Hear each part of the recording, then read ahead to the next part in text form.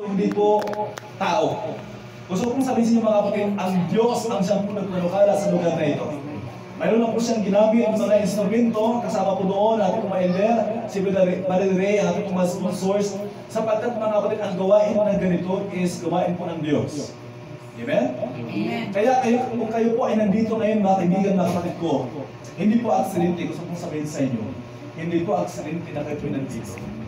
Kayo po ay tinawagan ng Diyos.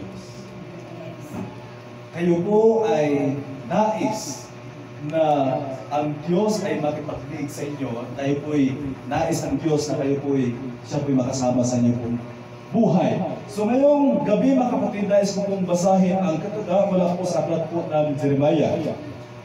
Alam niyo po mga kapatid, ang aklat ng Jeremiah ay isang paborito ko pong aklat.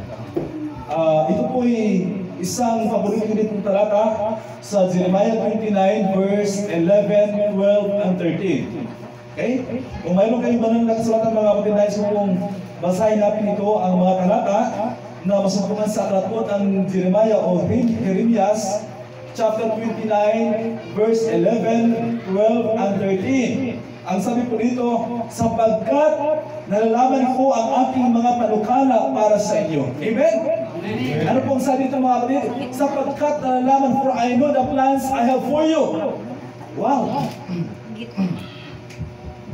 At sa pagpatuloy po ng talata, sabi ng Panginoon, sino po nagsabi?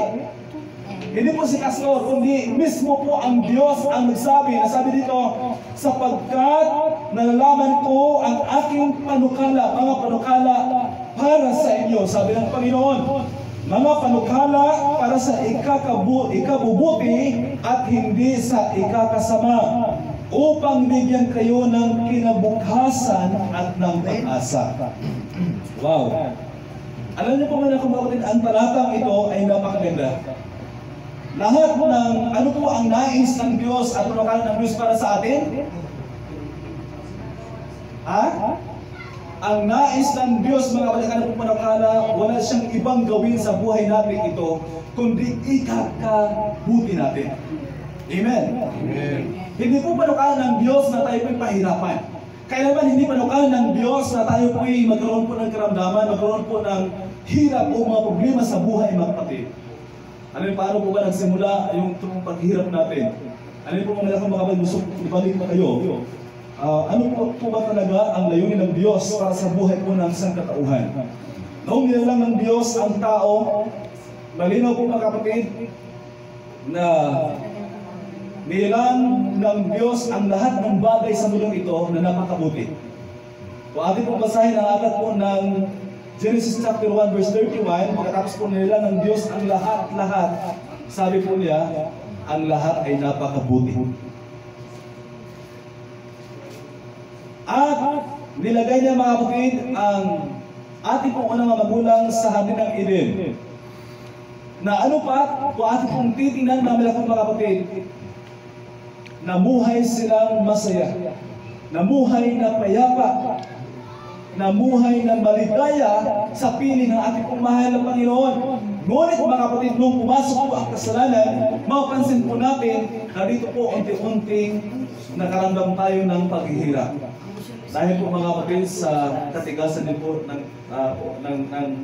ulo ng ating po ating po mga magulang mga kapatid. At doon po unti-unting nakaranas ang tao ng paghihirap. Ang tao ay kumain na pinapawisan.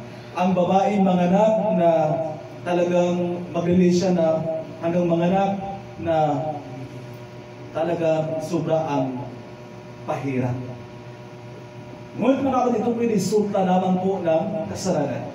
Pero kung ating pong titinan naman nila po mga kapatid, pagkatapos po na ang lahat o ating po mga magulang ay bumagsak sa kasalanan, alam niyo po mga kapatid, ang tao po ay nagkasala, wala na pong ibang ginawa ang tao po ay palayo sa Diyos. Tama? Instead na sana sila po yung magsisi, sila po yung lumapit sa Panginoon. Ngunit kung ating pong makita mga kapatid, ang mga taong ito, si Adan at si Eva mga kapatid, nung sila po ay hinanap na ng Diyos, sila po gumawa ng unang hakbang upang hanapin ang tao. Hindi po ang tao ang humanap sa Diyos mga kapatid, kundi ang Diyos mismo. Noong tinanong ng Panginoon. Saan kayo naroon? Sabi po nila, kami po nagtago. Bakit? Ano bang nangyari? Ngayon mga kapatid, nangyari na po dahil po sa babae na po binigay sa akin. Ang babae naman, si Iba naman dahil po sa ahas. Grabe mga kapatid, ano niyo po mga kapatid, nagsisihan na po sila. Ngunit mga kapatid, ang Diyos po ay napakabuti sapagkat ginawa niya ang lahat.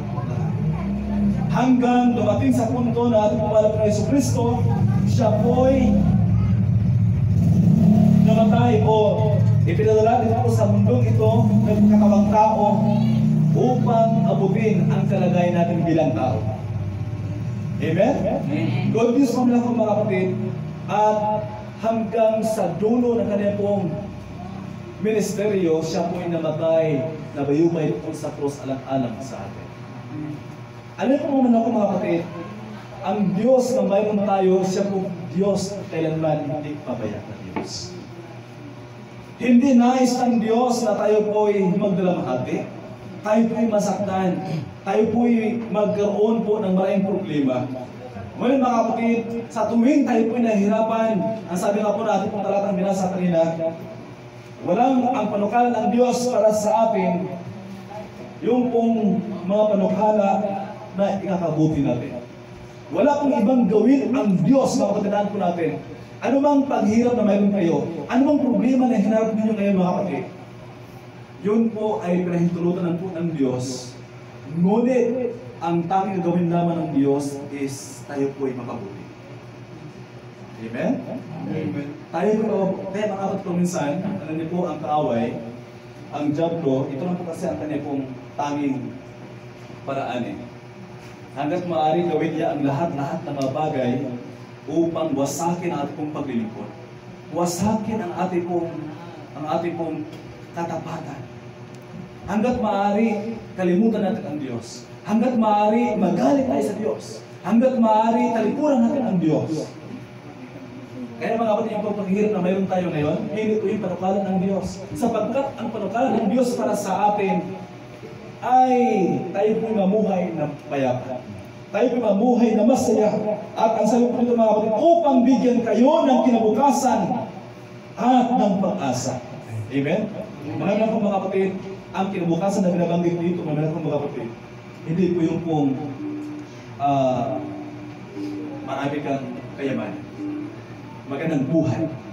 Kundi ang nais ng Diyos, mga kapatid, pakaibigan ko, is yung pong tayo po mamuhay na panahon na darating siya muli, tayo po yung kanya pong makasama doon sa langit na bayan. Amen? Amen. Ang next sa talata, at kayo'y tatawag sa akin, at kayo'y lalapit at dalangin sa akin, at diringgin ko kayo. Wow! Pangako ng Diyos mga kapatid. Pagkatapos po na tayo po yung kanya pong pinili, at tayo po ay kanya pong ating pong makasama, ang pangako na sinabi ng Diyos, at kayo'y tatawag sa akin, at kayo'y lalapit at dadalangin sa akin, at diringgin ko kayo. Mga nila po mga kapatid, this is the statement of promise. Kung ating pong titingnan ang pangako ng Diyos ay mga kapatid sa tuwing ganito. Ito po tinatawag na prayer meeting. Itong Wednesday, ito po mga kapatid ang panahon na tayo po'y sama-sama lumalapit sa Panginoon sa magitan po ng panalangin.